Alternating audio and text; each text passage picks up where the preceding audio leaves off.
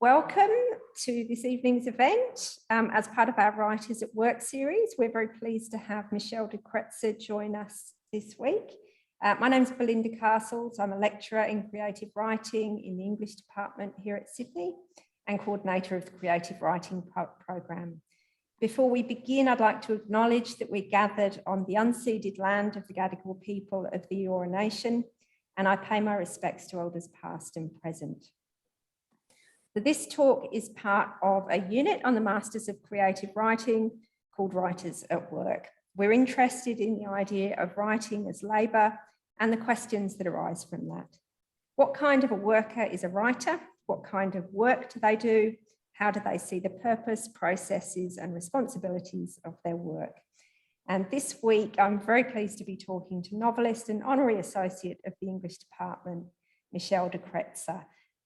Welcome, Michelle. How are you? Oh, thank you so much. I'm well. Thank you so much for inviting me to talk to you. I'm thrilled to have you here. So a little bit about Michelle. Michelle is the author of several works of fiction, including The Life to Come, Questions of Travel, The Lost Dog, and most recently, Scary Monsters, as well as an essay on Shirley Hazzard.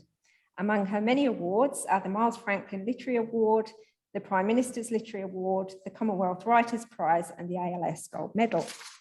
I just wanted to add something to this introduction too. I was reading a piece about the novelist Jane Garden this morning, and there was a line that reminded me of your work, Michelle. It said, as the best artists do, she offers hard truths in a pleasurable way, which is my favourite kind of reading experience. We're so glad to have you here, Michelle. Oh, thank you. I love that because I love Jane Garden, especially Old Filth, and but also the stories. I mean, I just love Jane Garden, basically. So. Well, I am going to admit on this recording that I haven't read any, but having read that article, a particular line, I feel like there's a treat ahead of me. Go. Yes, I envy you. I envy you. Yes. Okay, so I've called this week's topic Serious Play for our unit, and we might think about that in relation to form first. So your latest book, Scary Monsters, is a novel in two novellas, Lyell and Lily, each with their own front cover. And there's no sense that you should read a particular novella first. I thought this was an extra step in boldness beyond the Ali Smith novel that sort of told you which one to read first. This was different. It had a cover on each side and you were faced with a decision. So this, to me, seems very open to adventure of you as a writer, Michelle. Can you tell us about this decision, about what sort of possibilities this disruption suggested to you? Yes, thank you. So I guess when I started thinking about this book, I was thinking about a novel that really centered two migrant voices. And partly it's that I was inspired by works like Rowena Gonsalves's Permanent Resident, which really focuses on migrant lives. But I obviously wanted to do things, not to tell exactly the same story. And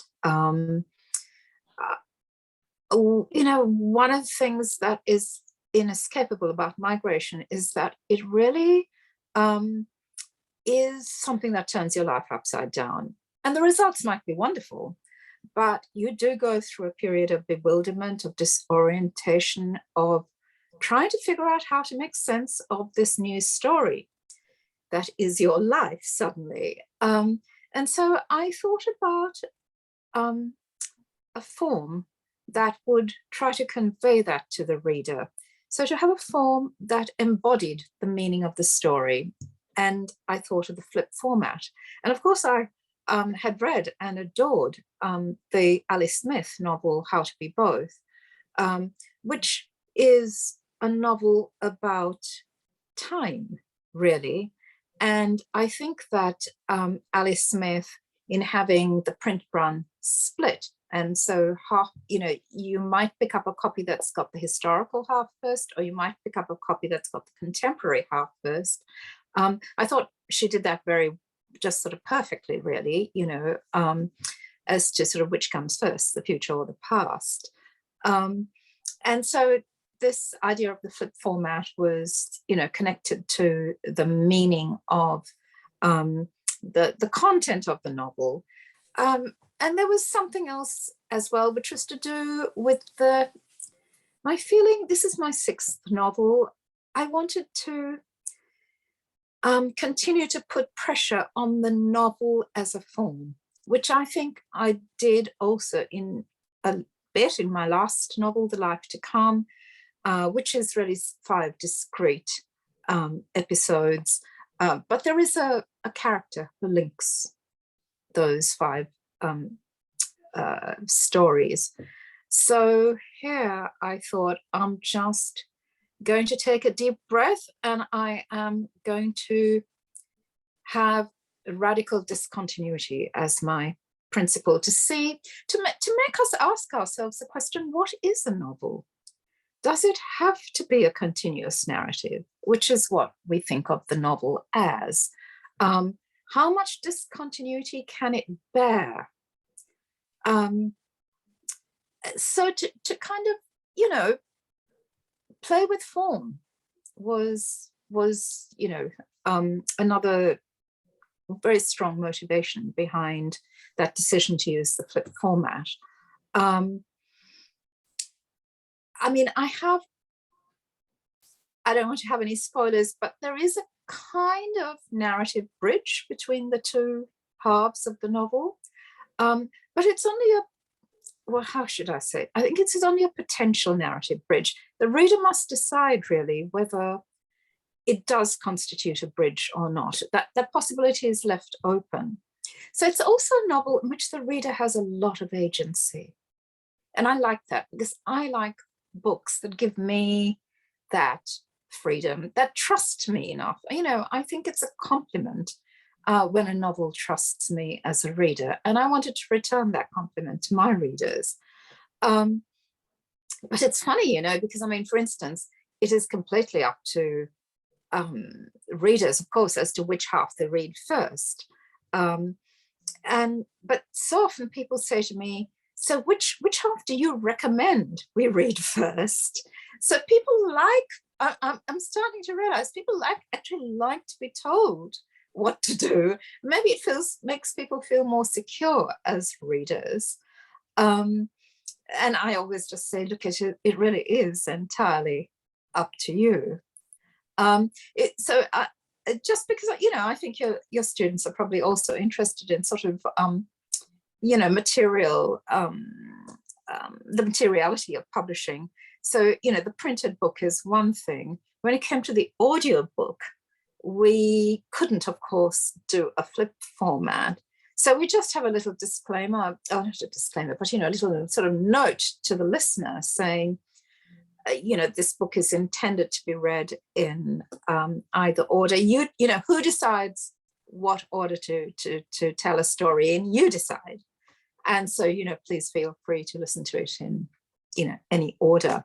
But I just wonder how many people skip to the second half first, or, the second half on the tape, and how many just, go with whatever comes first. Maybe that's a kind of personality test. Yeah. Fairness. If you're the kind who will skip forwards and play the game. I don't know. Yeah. Maybe I wonder whether there is a market for this in psychoanalysts' offices. I remember picking up the book and thinking, here goes nothing. Maybe I'm doing it wrong. So I know how people feel when they ask you where to start. Yeah. And also I've found that now I've read it twice, so once in each direction, but you can't unread your first reading. That's always true of any book. So for me, maybe there's something sort of very conservative about me. I had to read it in chronological order. So I read France first. But I'll tell you the effect that had on me. I don't know whether this is common. So I've heard you elsewhere talk about that break in time as to do that kind of dislocation to do with the migrant experience. I also found that break in time, it's difficult to describe. I found it a kind of a lurch and sort of gut-wrenching, incredibly moving, actually, that you skipped over most of, I'm probably of a similar vintage to you, Michelle, you skipped over most of our lives. And something about that felt enormously resonant of the future that we're facing, that you went from a moment of hope in the past, ending with people celebrating on the streets after an election, to this kind of very funny but bleak vision of the future.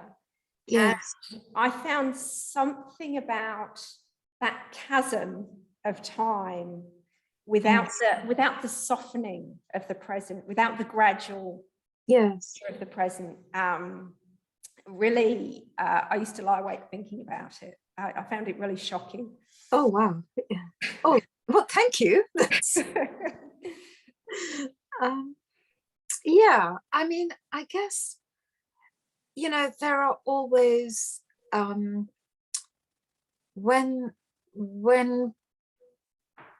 the world changes for the worse, it's always because there were untapped, there were energies in the past that weren't fully realized, bad energies, and then, you know, they become fully realized and released into the present.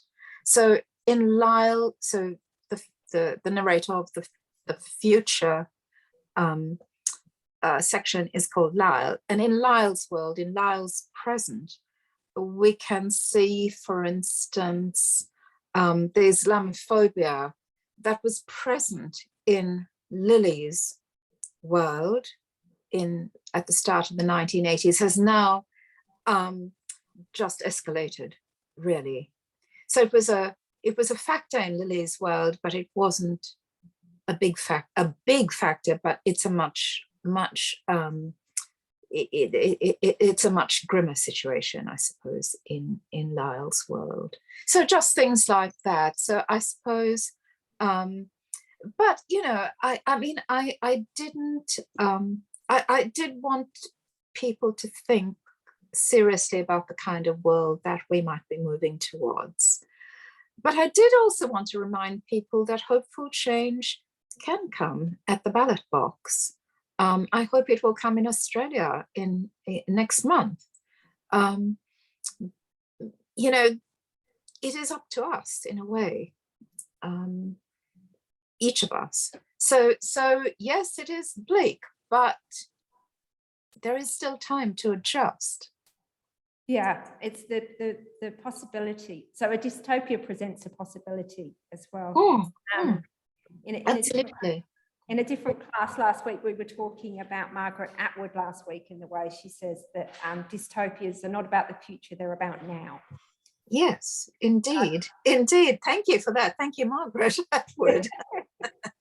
And that seemed very present to me in Lyell's section, the particular nature of the nonsense, of the sort of criminal nonsense that goes on in Lyell's section. The Islamophobia in the form of an app that you play to show that you are more anti-Muslim than the next person. Yeah.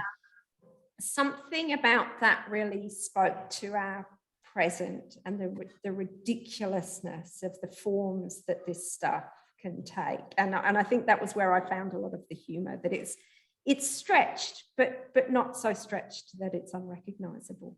Well, no, I mean, you know, this is the thing, Belinda, that, you know, satire, so-called, is never really much more than, as you say, a stretching, a slight exaggeration of the present. And life, I think, actually outdoes fiction at every point. I mean, is there not a case at the moment in the Supreme Court where our government is trying to deport Indigenous Australians? I mean, it's if you have that in a novel, people go, oh, come on. So, what is realism? It's it's an open question, isn't it, really? Yeah. I have a question with a long preamble for you, Michelle, so get comfortable. And I wanted to read to you from an essay that Roanna Gonzalez, who is with us very happily, wrote on your novel, The Life to Come, because it connects two things that I think are connected very interestingly in your work. So Roanna said that her motivation to write the essay was that, quote, I was curious about how, this is on The Life to Come, I was curious about how the last section of the novel was held together, how it could feel so powerful and surprising and alive, despite the introduction of completely new protagonists, despite the story careening in astonishing ways. An answer may be found by considering a question that lies at the heart of this novel. At the end of the first section, the narrator asks, who was the cat and who was the mat? It's a question that makes us interrogate our notions of power and privilege and provides a guiding frame through which to read the book. So what I found compelling here in Roanna's essay, so one of the things centers on that word careening, which is fabulous. Yeah. And it seems like an apt term to describe what can happen in your stories. There's a kind of how did we end up here feeling, we can be in a completely different world all of a sudden. And the other is the way that Roanna links the aliveness of your work, those surprising qualities, with questions about power and the way it constantly shifts its flows between people. And I wanted to ask if you sense that link yourself, that the current of liveliness and interest and surprise in your writing is connected to questions about the interplay of power. I apologise for the length of that question, Michelle. Oh, no, not at all. Thank you. And thank you to Roanna, who is, of course, a brilliant reader, as well as a wonderful writer. And I hadn't, what I love about people reading your work is that they draw out connections that you didn't necessarily see. So I love the way she linked that to the question, who is the cat and who is the mat, which now that I come to think about it, I think it's at the heart of my work, And, what is satire, for instance? Satire takes aim at folly and at the greed and cruelty and, most of all, at power. So I am interested in the way that I'm interested in people and the way that relations between people shift and, who has the upper hand and how the situation plays into that. So that in the Lily section of the story, for instance, it was important to me to have, to show that sometimes Lily's at a disadvantage because she's a woman. And then sometimes she's at a disadvantage because she is a woman of color. So, and Lily herself can't always decide what means more to her, where her alliances should lie, because it does shift. So she feels sympathy, for instance, with the male North African workers who are so badly treated by the French authorities. But then, if she's sitting on a park bench and one of these men, she just wants to be there reading or whatever, and one of these men tries to hit on her, she becomes annoyed as a woman. So, there is always that kind of interplay there.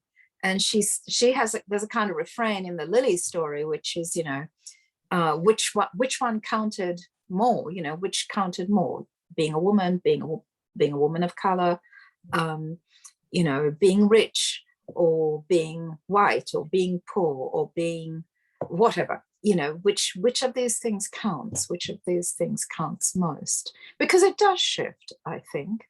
And I hope I hope that all my work is always, is always on the side of the mat, the person who is being sat on. It's what else is art for, really, if not to try and give voice to the stories of how power operates in our society. Yeah. But the power shifts as well. I mean, this is the subtlety of the character portrayals. So I was just reading again this morning the part where Lily and Nick sort of compete about their French.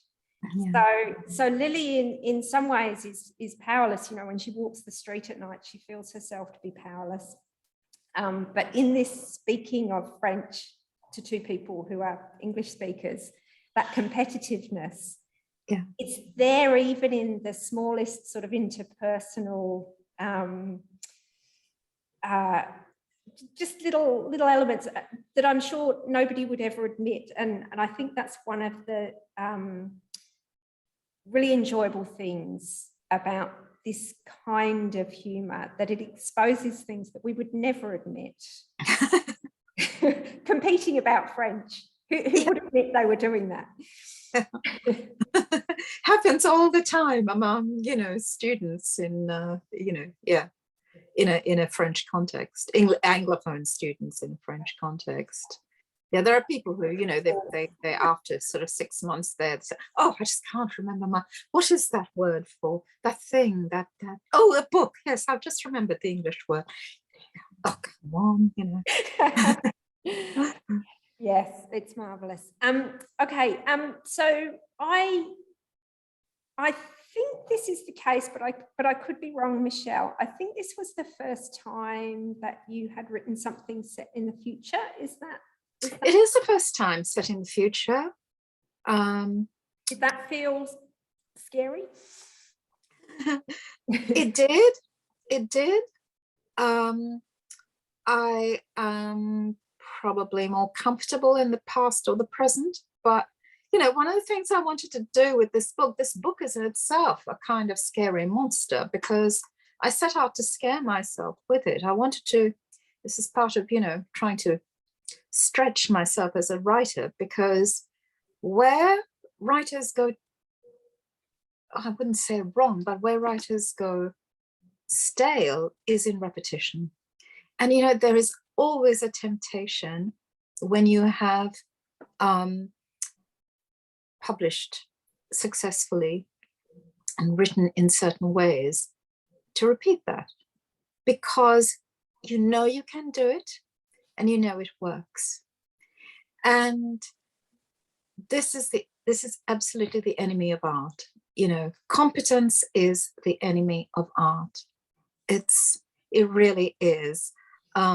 You have to keep trying to find ways of unsettling yourself as a writer, as an artist. So there was the future, setting it, partly in the future. And then also I wrote 2 first-person narratives, which is not entirely new for me, but pretty new. So in my second novel, which is a long time ago now, I had about maybe a fifth of that is a first-person narrative. A man looking back on his life. But I have really only done mostly done third person. And, I think I became pretty competent, pretty good at a kind of close third person, but with a mobile point of view. So, it can go in really close to a character, or it can go further out. And of course, it's, that's a wonderful technique, isn't it? Because it allows you to do so much. It just, that you can sort of, sneak up on a whole variety of characters, as well as then sort of going outwards and commenting as the narrator. But I just felt I mustn't do that again. And it was, for me, first person was, when I started writing this, was a very scary thing to do, because it is, of course, much more limited. It is limited to that person's point of view. And you've got to make that work, and you have got to find a voice. That is the hardest thing for that character. And that's why I started, when I wrote it in chronological order. And I started with Lily because Lily's voice is closer to my voice, female, literary, intellectual, blah, blah, blah. Whereas Lyell is a middle-aged man who, aspires to blandness and, passing under the radar and so on. And Lyell's values and mine don't really align perfectly. So I started with Lily thinking that will be easier, definitely, for me to write. And I think it was the right decision to start with her. Nevertheless, having, kind of geared myself up, I was going to write this novel in the first person. I started writing, and I must have written about, over about a week, about 2,500 words. And I read it over, and it was terrible. It was truly shockingly awful. And I just got scared, and I went straight back to my safe place, third person. And I went, right, I'm going to do this in the third person. And I rewrote that section in the third person. And then I read it over, and it was terrible. It was awful. It was so bad. And it really was a shocker. And I was quite despairing for a while. I just sort of walked away from it for, maybe another few days. And then I kind of thought, first draft just always is terrible. I just maybe go back to that first person thing. And so I went back to it, and I read it over. I thought, well, yeah, it's terrible, but I think it can be fixed. And I just kept going. And very soon it was utterly natural to be writing in the first person. And the lesson moral of the story, which I seem to have to be reminded of every time I start, I write a novel or a story or anything, is that first draft is just terrible, and there is nothing you can do about that except write a second draft, revise and fix things. It is just in the nature of the beast. It's terrible, which is a reason why you should not show your first draft to anyone. Yes, unfortunately, I'm surrounded by students who do have to show their first draft. Yes, sorry, but you're in a student-teacher relationship is different. But there you go. Yeah, first drafts are appalling. Even as you were saying that, though, Michelle, I was thinking this is enormously reassuring that you find your first drafts mortifying. But at the same time, I was resisting and thinking, I bet your first drafts are not terrible. You would be surprised. You would be shocked and surprised. I'm sure I will never, ever find out, Michelle. So we'll never know. Okay, so I'll just alert the room and the Zoom room that it's past. If you want to intercede with questions, good that they're starting to come. Please do add them. I'm going to ask one more question, and then I'm going to start gathering them from both rooms. So just for a little bit of context for our unit this week, we also read an article by Charlotte Wood that you may be familiar with. She quotes you a couple of times in it. And she says a couple of things that I thought I might test on you. She talks about the way, so the title of the article is "In These Dark Times, Embracing Laughter is an Ethical Choice." So those are interesting words to put together. And she talks about the way a rogue spirit enters the work, which I was very struck by. I wondered if that way of putting things spoke to you, this rogue spirit. Sure. Yeah, I guess. I mean, I'm not sure exactly what Charlotte's getting at there. Is it the idea that the work sort of takes on its own life or something like that? I sort of wonder, I mean, this is from other things I've read of Charlotte's, and I've heard her say, whether that is about, I was struck by you saying competence is the enemy of art. We want to make things, we want to make well-made things, but then something sort of naughty, dark and wicked creeps in and makes us do something else, you know, maybe. Oh, I see. Yes, sure. I understand. Yeah. Yeah, I think it's, you know, well-made. I like well-made things, but I don't want them to be bland, I guess, you know. So there's a difference there. And I guess one of the things I quite like in a novel is something just sort of like a bit weird or a bit unexplained, or, you know, I think the novel, it has room for that as a form, and that you can have little moments of strangeness, or you know, not everything has to be tied up neatly, or, you know, sometimes especially I read this with American novels, which are sort of formidably well made, and I'm not talking about this kind of, you know, oh, the MFA program produces a certain kind of fiction, so I don't think that's necessarily true. I'm talking about, you know, in the work of much more like established writers, and they are sort of, you know, perfectly hewn works, and, you know, every sentence leads logically onto the next sentence. Dung, dung, dung, dung. Every paragraph leads logically onto the next paragraph. We are told everything. It all sort of works in a completely polished way, and I often find it quite dull.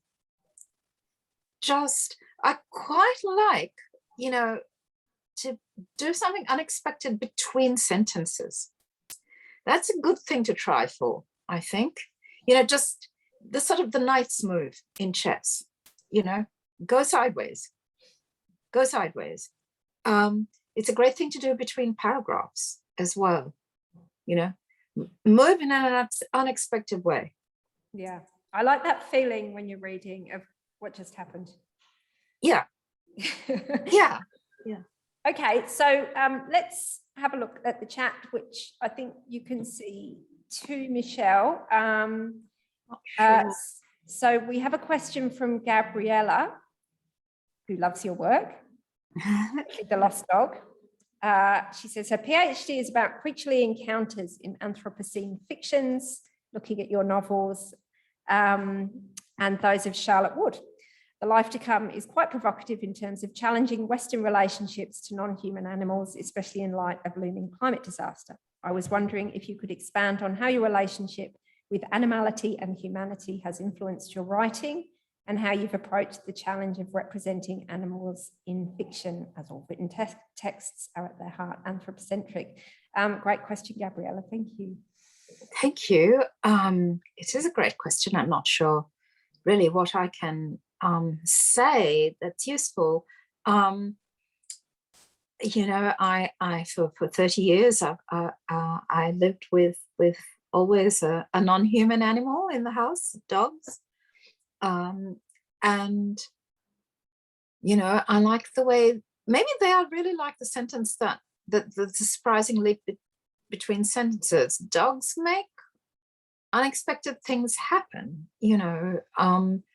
You know, your life can be very orderly, and a dog introduces a bit of chaos into it.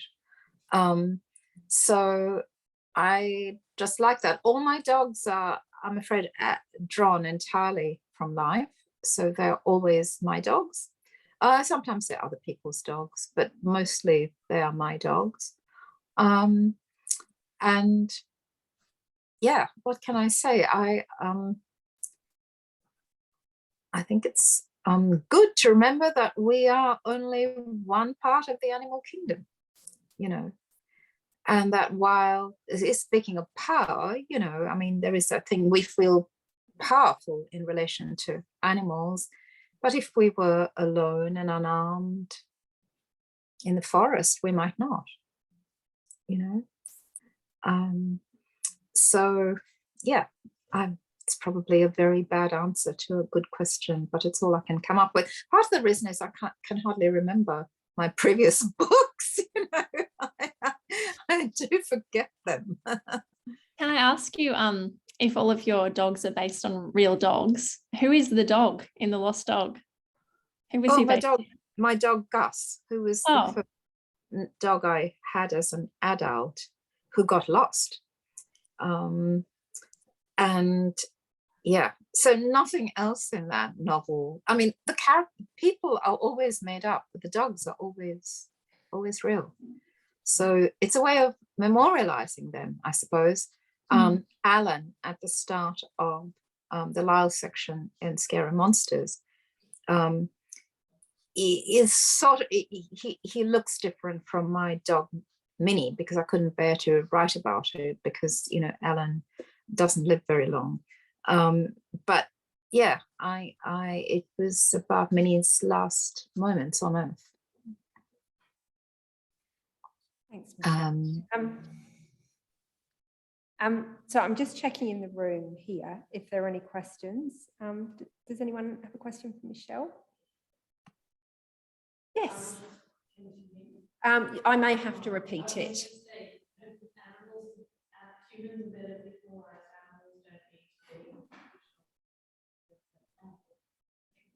Did you hear that? There's a comment. No, I didn't. Sorry.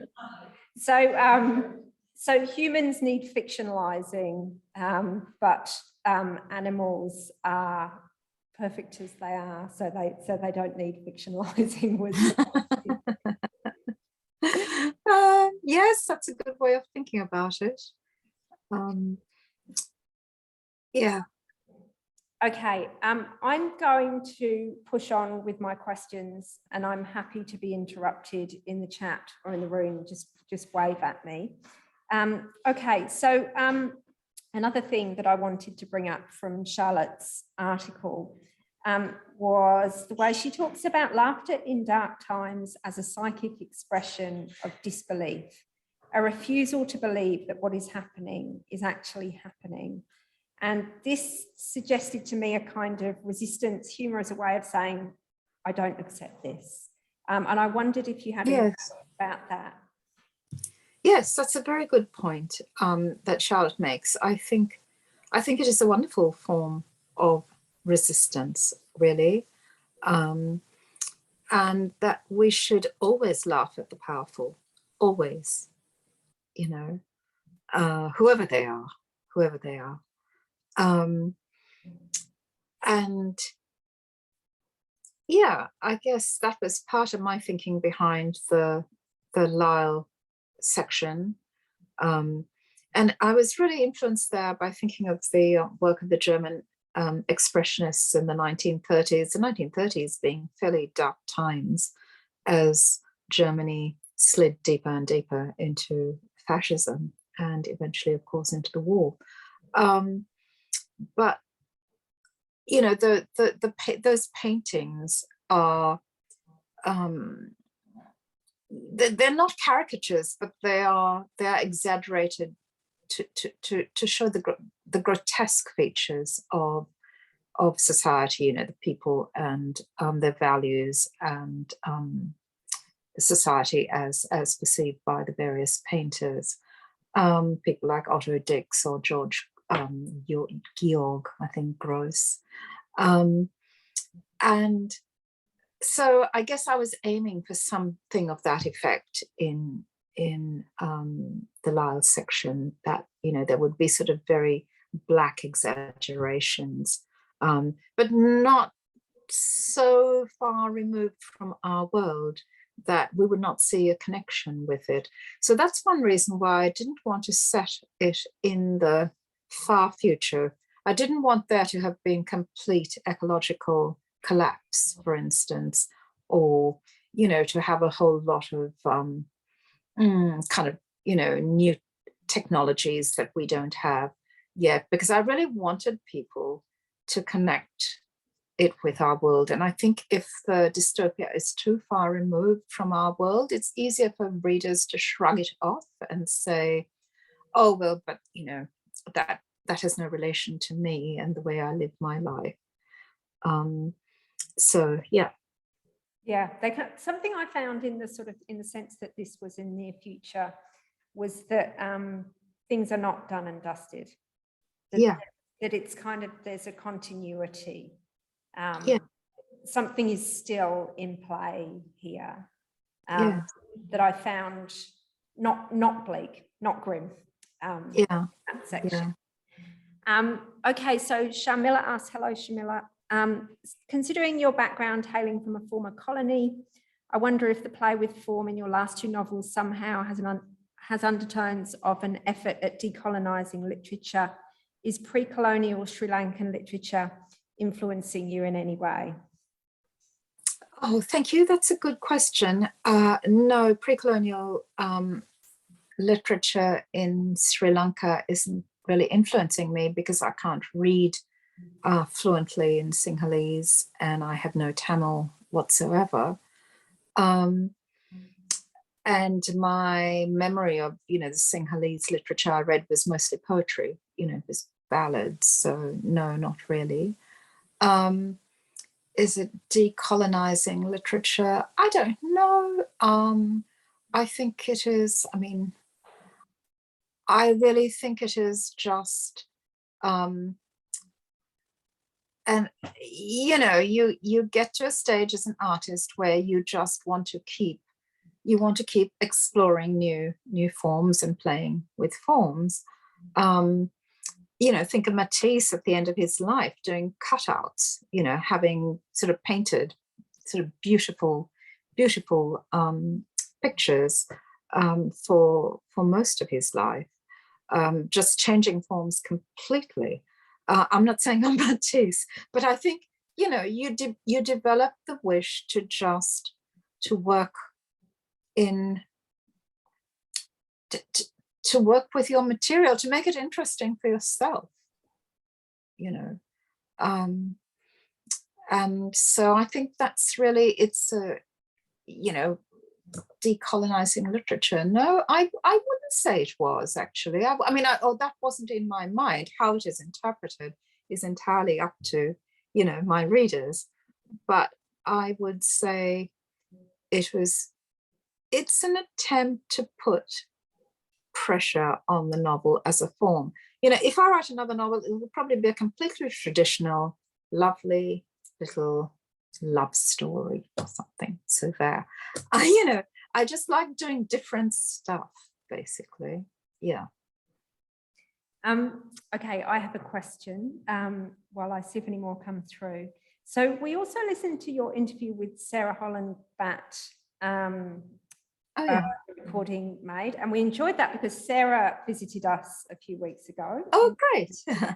and we had an excellent time. And I think in one of your comments, you said, if I captured this right, you talked about reading that stings you into writing. Does that sound like something you would say? Can you tell us about the reading that stings you into writing?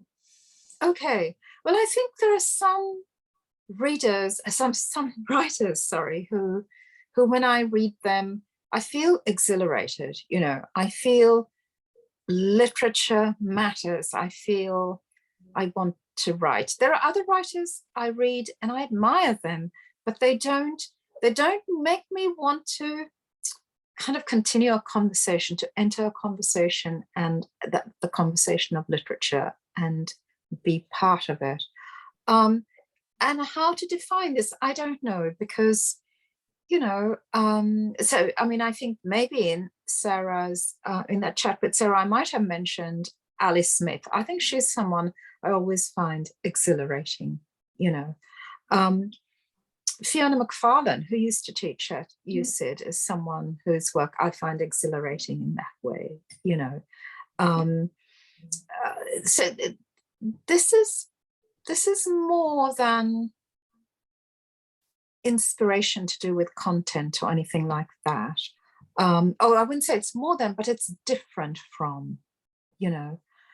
Jane Garden stings me into writing. Penelope Fitzgerald does as well. And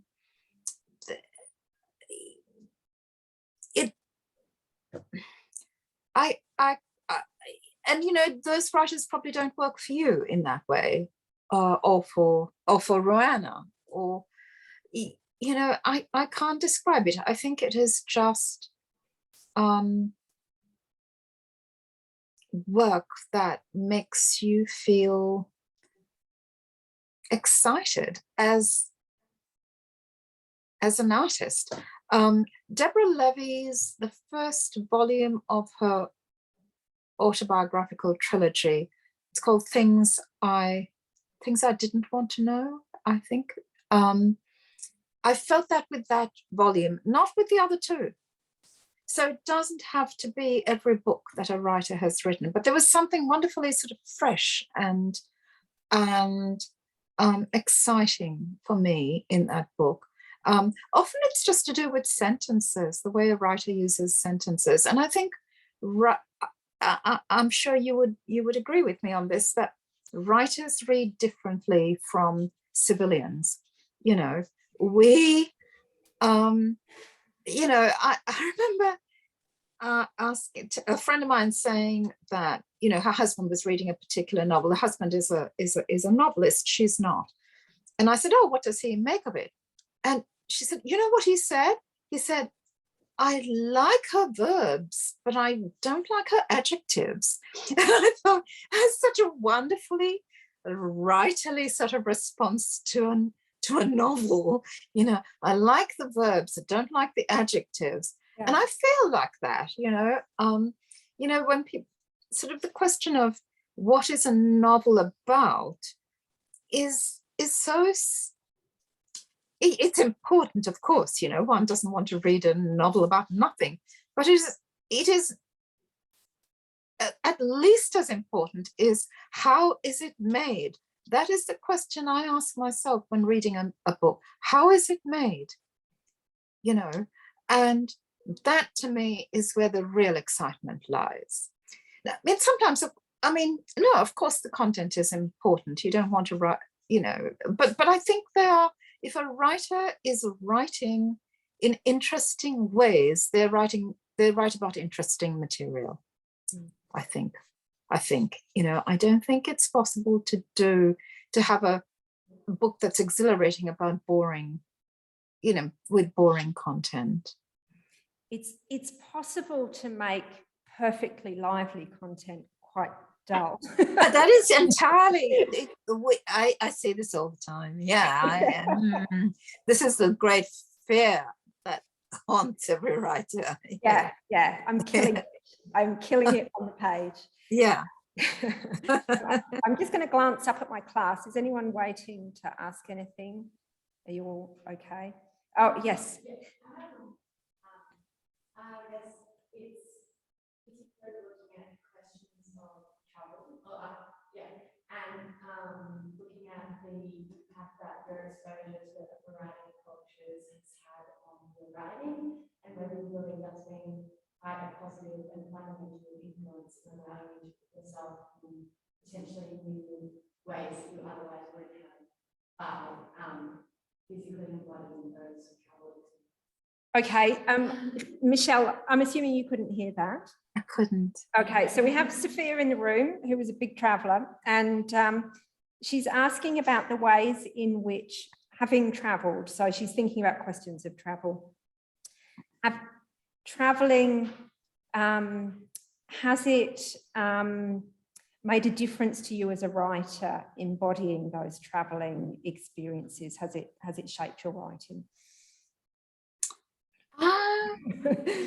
Well, sure. I mean, you know, if I hadn't lived in France, I wouldn't have learned certain things. I think that, you know, observed certain things firsthand and over a period of time that, you know, have made their way into my writing.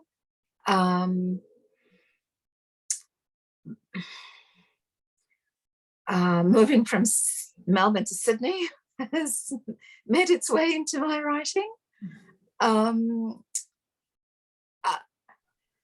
But I'm not sure that, you know, again, these are questions to do with content, and you can have all the exciting content in the world, but in the end, it's you alone in front of a page. And that's where the work happens. And that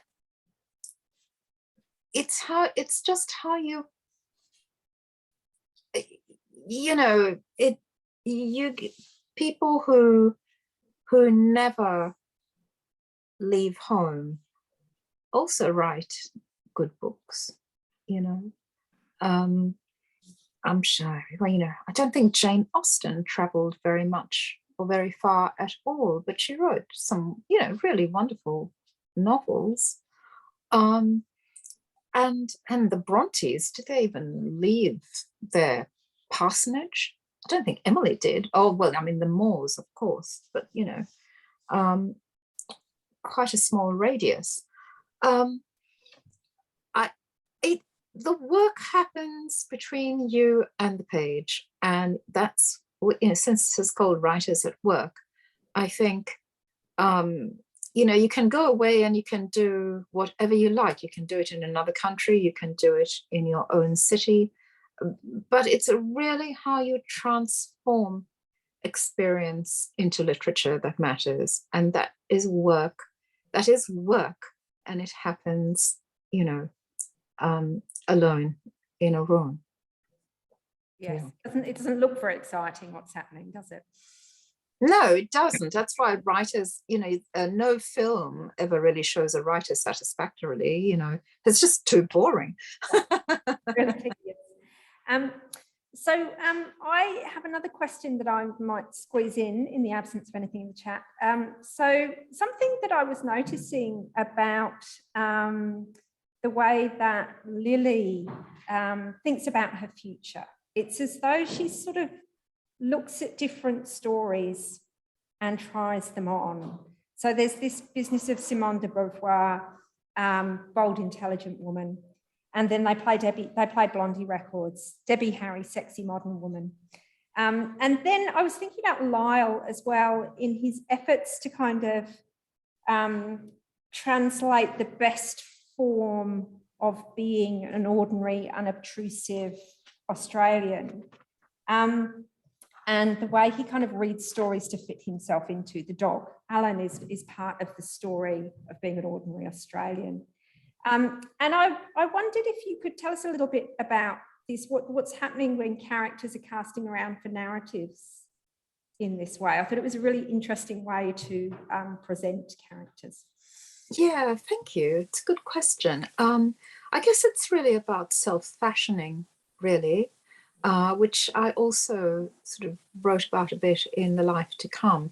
I think, or maybe I'm the only person who does this, but I think it's not unusual for people to have a sort of narrative by which to live. And I mean, if you think about it in a way, we all do it to some extent, because, you know, notions of, you know, I mean, career, you know, how do you know, why do we want to be writers? We have some idea of what that means.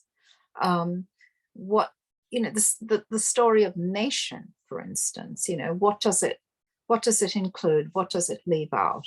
So I think in some ways, so when we think of ourselves as Australians, what are we thinking of? What are we excluding? Humans look to stories to make sense of our lives. There are the stories you find in books, literally presented to you as stories, or just kind of stuff that happens to you in the world. The narrative that's presented to you by your family from when you're a child, or you're very good at sport, for instance, you're told that. And so you start to think about, yourself as someone who's good at sport, or you're someone who's not good at sport. So then you don't do it. So I think that's what's going on with those characters there. I mean, Lily, especially because she's young and she's at that stage where she doesn't know what her future is going to be. And she's really sort of tried still, her future is very amorphous to her. And Lyell, because he is, as you pointed out, trying to sort of blend in. So he is sort of trying to determine what are the values, the Australian values, that will make him seem as ordinary as possible. So they are both, in a way, trying those things on. It's like trying on different clothes or something. Yeah. Thank you. So just maybe one or possibly two questions, sort of to do with the questions of the unit. I wonder what you think about this, Michelle. Does a writer have responsibilities, do you think? Are there ethical responsibilities to do with the role of being a writer? Yeah, I mean, well, I think so, clearly. But do you mean ethical responsibilities in relation to material? Or do you mean ethical responsibilities just in the idea of being a writer? Did you see what I mean? Like, is it right to tell anyone's story? Would be a question about the ethics of material. Or is it, are there responsibilities that come with being a writer? Is a slightly different question. Okay. Can I ask you both questions? Okay. Are there responsibilities to do with material? Yeah, I would think so, certainly. Obviously the question of whose stories can be told is one that has become very prominent in this century, and rightly so, is something that should be considered. I think personally that a writer should be able to write from a different perspective. But so, I'm writing about from Lyell's perspective, for instance. He's a man. But I think if you choose to write, especially from the perspective of a group that's been had less power, traditionally, then I think you have to be prepared to have maybe difficult conversations about that. And you should also ask yourself why you want to do that. So I think, I don't think there's a sort of yes/no answer. I think it kind of is quite complicated. And, for myself, for instance, to take the sort of best known example that I suppose in Australia, the question that arises immediately is, what about writing from an Indigenous perspective if one is not Indigenous? My feeling about that is that, quite apart from anything else, I am not sure that I could do it well. Because I think that Indigenous people, for instance, have a completely different relation to country than I do. So I think I'd be taking on something that you know, even if there was no other consideration, no other ethical consideration, there would be a very practical consideration. Would I be able to do it well? I don't think I would. So, you know, those questions are related. The sort of the practical question is related to the ethical question, really. As for the role of the writer more generally, well, you know, I think that phrase, I ought to write about this, I should write about this, is a bad one for writers. You know, I feel that that is something that, if you feel that there is an obligation on you, it doesn't necessarily produce your best work.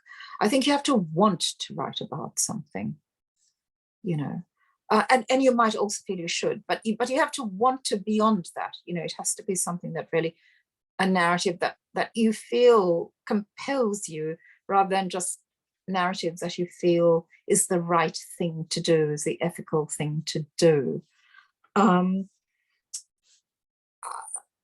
But, you know,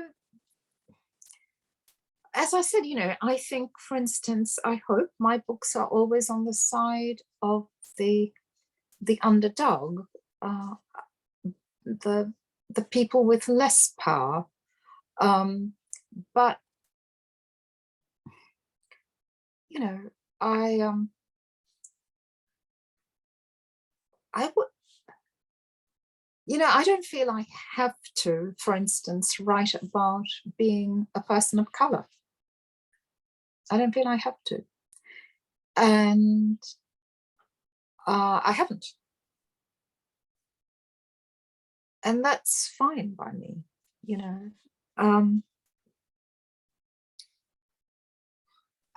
I write the story I want to write, and I think writing is hard. Writing is really hard, and you have to sort of want to do it before you set out, and you have to feel compelled. You have to feel compelled, because if you're just doing it from a sense of duty or obligation, that will not, you know, it's very hard to make that last the distance. You know, a novel is a marathon, it's not a sprint. And you need to have stamina. And that needs to come from inside, the motivation and the wanting to do it. So, yeah, I don't know if that answers your question. Probably not. No, it's a wonderful answer. Thank you. And I think much of what you've said today is about the ways that you need to keep yourself interested. You know, the way you talk about you can't keep repeating yourself, because what's the point? I mean, you don't get into writing for someone else. You do it yourself, and you need to stay interested. Unfortunately, as is always the way, we've had a couple of questions at the last minute, but I am going to wrap up because we're in a classroom situation. But this has been the most wonderful conversation, Michelle. I think thank you. and myself very deeply, and I hope that you have an enlivening time at the festivals and not an exhausting time. Thank you. But it's good to be out in the world talking about it. Is good. It is good to be out in the world. Yeah. And thank you so much for the opportunity to talk to you, and for all the thoughtfulness and preparation that's gone into it. Thank you. I really appreciate it. An absolute pleasure, Michelle. I hope to see you soon. Yes, indeed. Okay. Bye. Bye. Bye, everyone. Write well, everyone. Thank you, Michelle, and you. Thank you.